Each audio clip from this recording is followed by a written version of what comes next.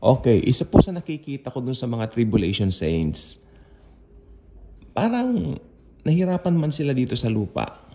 Pagdating doon, alam niyo po ba yun? Yung parang, nakakahinga ko ng maluwag. Ang sarap-sarap ng pakiramdam. Parang ganun po yun. Opo.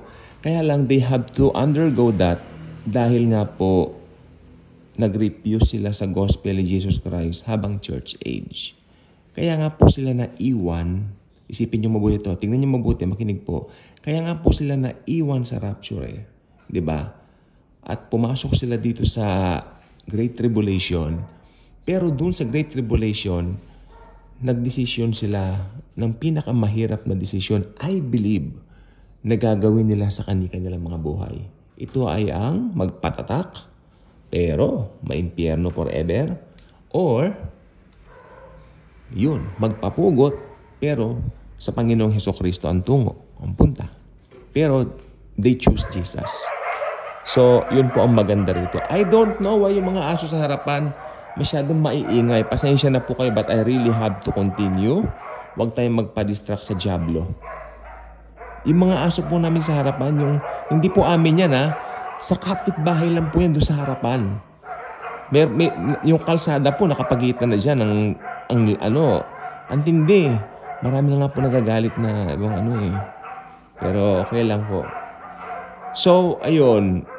Yung mga napugutan po ng ulo, meron po silang great joy pagdating din po sa heaven. Pero pare-pareho na po tayo pagdating doon. Mga glorified bodies na po tayo.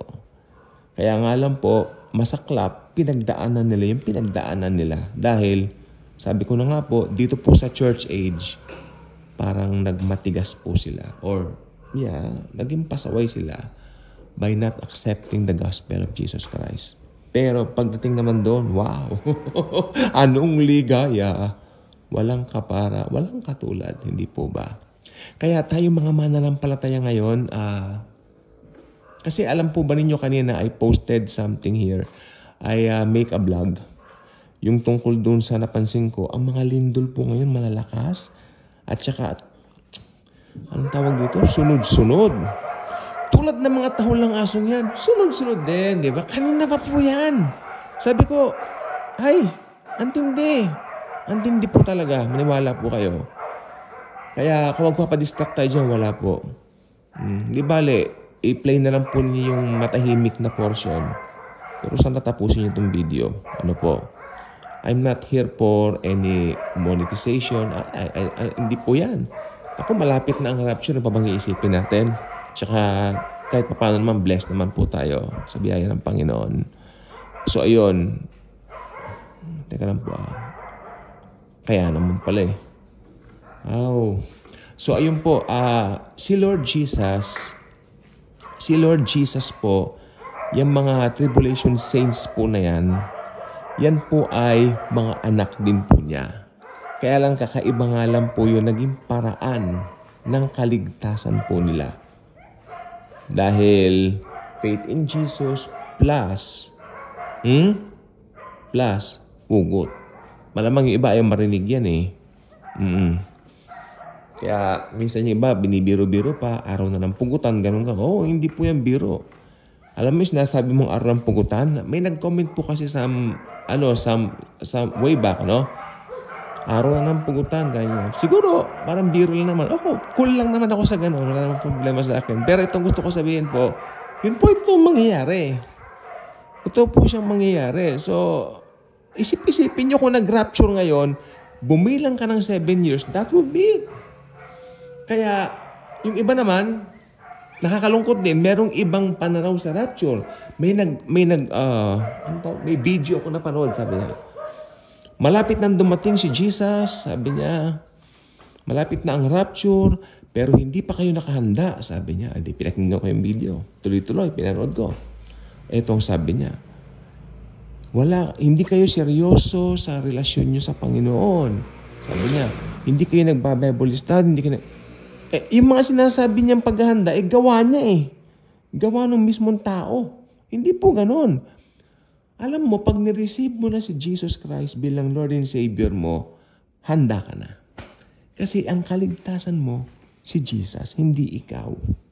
Okay? Hindi ikaw may gawa ng kaligtasan mo. Halimbawa, you received Jesus Christ 1985, 1980. Matagal na panahon na po yan, matanda ka na. Alam mo, since then, nakahanda ka na eh. Nakahanda na po kayo. Nakahanda na tayo because we received Jesus. Okay? Huwag natin pababayaan na matanggal sa atin yung ating, anong tawag dito, kalayaan natin. Kasi minsan ang religion, binabandage tayo sa mga maling paniniwala. High time for us believers, we take a stand. The name of Jesus must be lifted up. Hindi yung gawa mo, hindi yung relihiyon mo, hindi yung bautismo mo. Hindi yan. Ako na bautismoan po ako. Ha? Sa isang swimming pool. Way back then, bata pa ako. Ganda. Na-enjoy namin yun ha. May pagkain pa. Very happy. Cool. Pero, syempre, ang salvation ko naman, hindi naman yung tubig eh. Di ba? Ang salvation ko si Jesus. Ngayon, sige nga, pag-usapan natin yan. Bakit ba tayo nagpapabautismo? Dahil, tinanggap mo na si Jesus, ligtas ka na, ngayon, iproproclaim mo lang yun. You just want to proclaim your faith in Jesus Christ. Parang ganito yun. Well, Jesus loves me. He first loved me. He gave Himself for me. Papabautismo ko. Sabi pa nga sa akin ng pastor nung binabautismo ako, huwag ka magpapabigat. Kaya gano'n. Ano ka lang? Cool ka lang. Biniro ko pa eh. Piling ko, lulunurin niyo ako. Alalim ng swimming pool. Doon siya sa gitna pumuesto eh. Tuwang-tuwa kami noon. You know what? Maganda rin yung may bautismo gano'n kasi anong tawag dito? Meron kang memories. Funded memories sa puso mo nung bata ka pa. Then, naka-uniform. Meron pa kaming gown noon. Yung talagang parang sa graduation, nakaputi kami. Oo, ang ganda. Ang ganda rin. Ang ganda po. Every time I remember that, nalulungkot ako na masaya kasi wala na yung mga kasama. Iba sa Amerika na sila. Di ba? Di masyadong nagpatuloy sa ministry. Wala lang. Di ba? Pero talagang magkaka-close kami dati ng mga yan. In fact, nung kami mga binautismo na talaga, like kami mga Bible study, namamasyal kami, mga ganun. Nakakamiss na, but buhay ganyan talaga, kasama mo ngayon, hindi na. Pero importante si Jesus, lagi natin kasama, saan ka pa?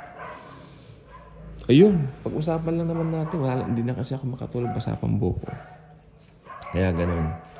Okay, yung mga tribulation saints po, sila rin po ay believers din po. Kaya lang, iba nga lang po yung paraan.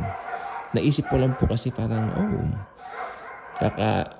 matindi yung pinagdaanan nila. Kaya sabi ko nga po, kung talagang narinig nyo na itong video ito, napanood nyo itong video ito, at alam nyo sa sarili nyo, hindi pa kayo ligtas, hindi nyo pa kilala ang Panginoong Hesukristo, magdesisyon na po kayo.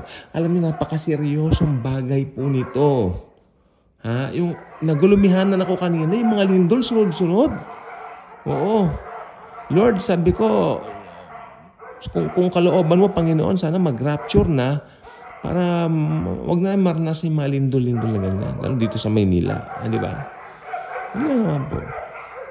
Call it selfish, pero talagang ganun. Siyempre, para sa kapakanan din naman natin, di ba?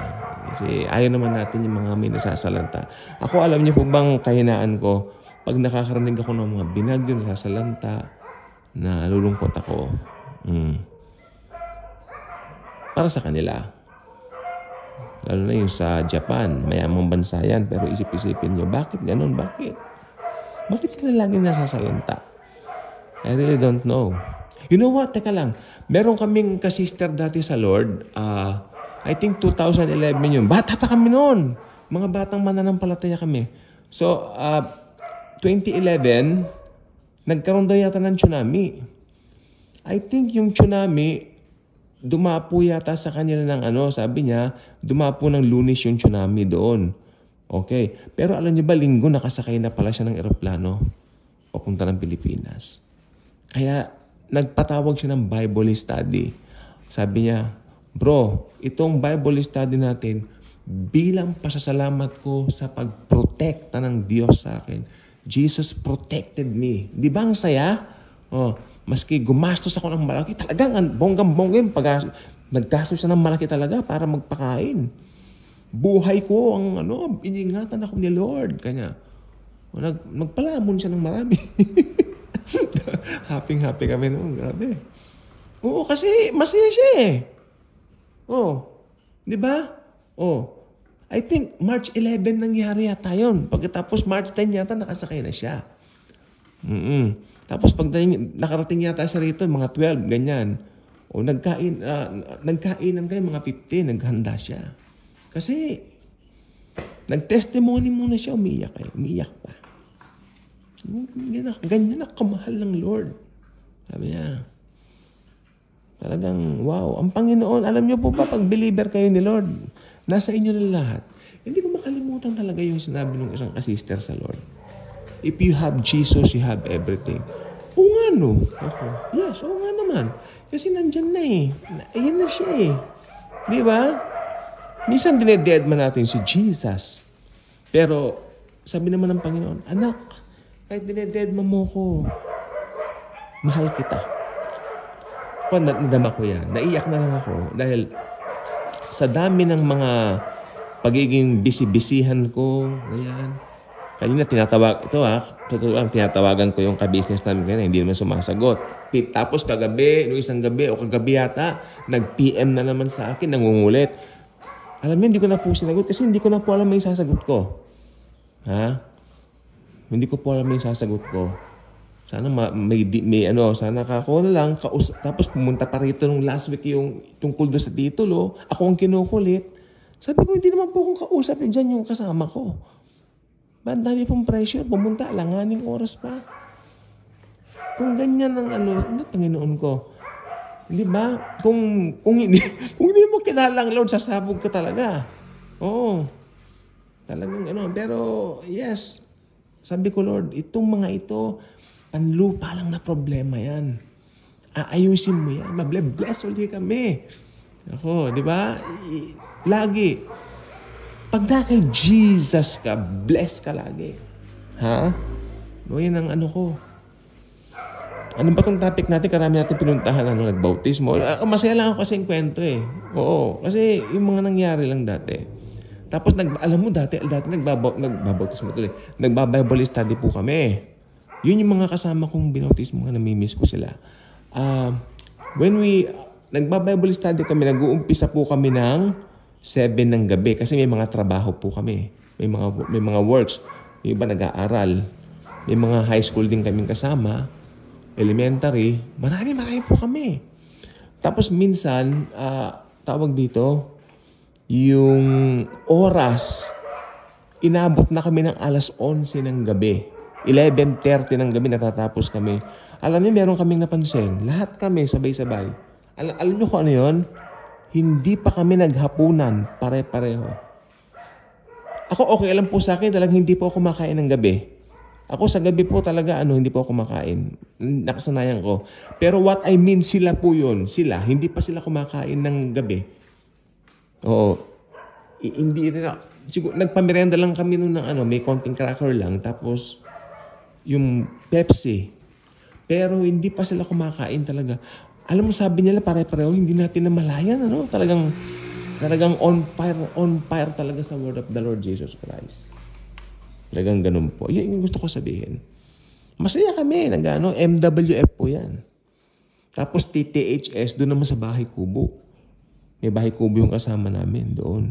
Kaya lang doon sa Bahay Kubo, medyo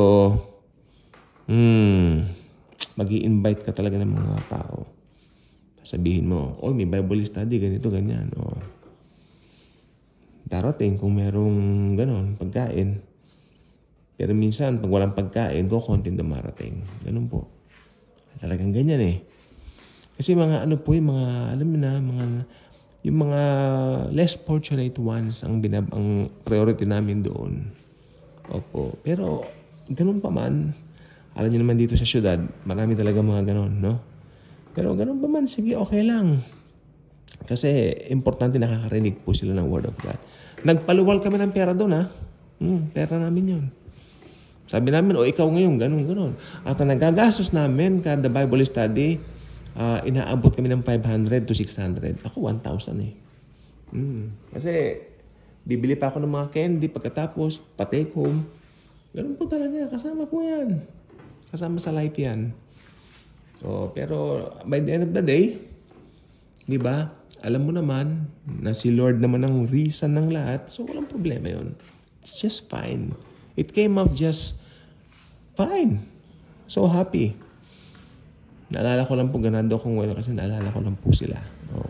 Hope they're doing... Of course, the Lord will protect them. Hindi po ba? The Lord will protect them very much. Okay. Good night. Good night na po.